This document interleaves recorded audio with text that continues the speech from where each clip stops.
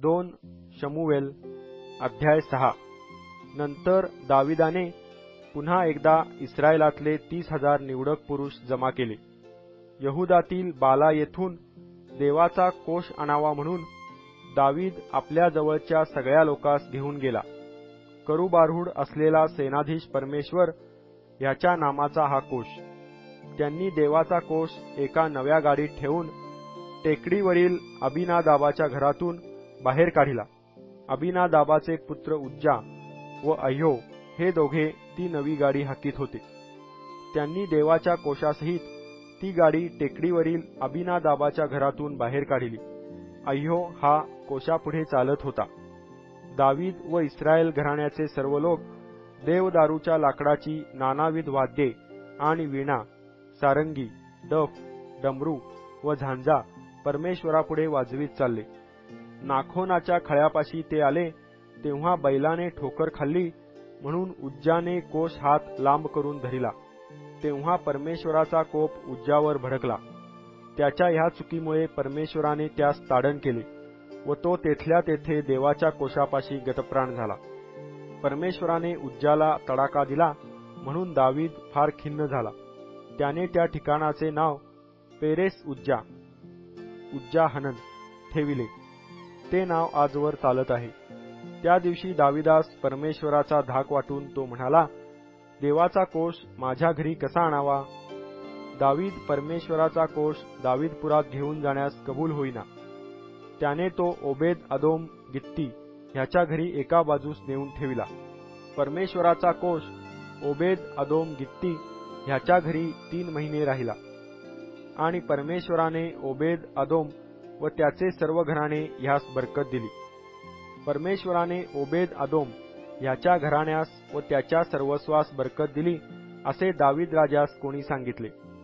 तेव्हा दाविदाने जाऊन देवाचा कोष ओबेद अदोमाच्या घरून दावीदपुरास मोठ्या आनंदाने आणला। परमेश्वराचा कोष उचलणारे 6 पावले चालून गेले तेव्हा दाविदाने 1 बैल व 1 पुष्ट घोडा यांचा यज्ञ केला। दावीद सणाचे एफोद कमरेस वेष्टून परमेश्वरासमोर आवेशाने नृत्य करीत चालला। दाविदाने व सर्व इस्रायल लोकांनी परमेश्वराचा कोष जय जयकार करीत व शिंगे फुंकीत वर आणला। परमेश्वराचा कोष दावीदपुरात येत असता शौलाची कन्या मिखल हिने खिडकीतून डोकावून दावीद राजा परमेश्वरापुढे नाचत बागडत आहे हे पाहिले। तेव्हा तिच्या मनाला त्याचा वीट आला। लोक परमेश्वराचा कोष नगरात घेऊन आले व त्याच्या स्थानी म्हणजे जो तंबू दाविदाने त्याच्यासाठी उभा केला होता त्यात त्यांनी तो ठेविला। तेव्हा दाविदाने परमेश्वरास होमबली व शांत्यर्पणे अर्पिली। होमबली व शांत्यर्पणे केल्यावर दाविदाने सेनाधीश परमेश्वर याच्या नामाने लोकास आशीर्वाद दिला। मग त्याने सर्व प्रजेस म्हणजे इस्रायलाच्या समुदायातील प्रत्येक स्त्री पुरुषास 1 भाकर, मांसाचा 1 तुकडा, किसमिसांची 1 ढेप अशी वाटून दिली। मग सर्व लोक घरोघर गेले। आपल्या घराण्यातील लोकास आशीर्वाद द्यावयासाठी दावीद परत आला।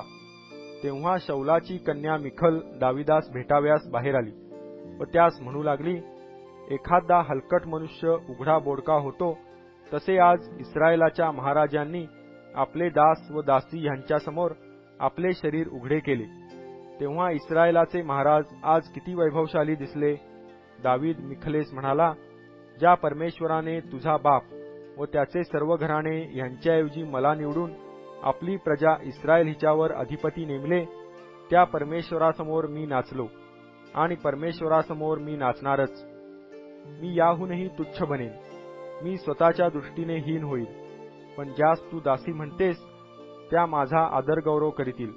शौलाची कन्या मिखल हिला मरेपर्यंत काही अपत्य झाले नाही।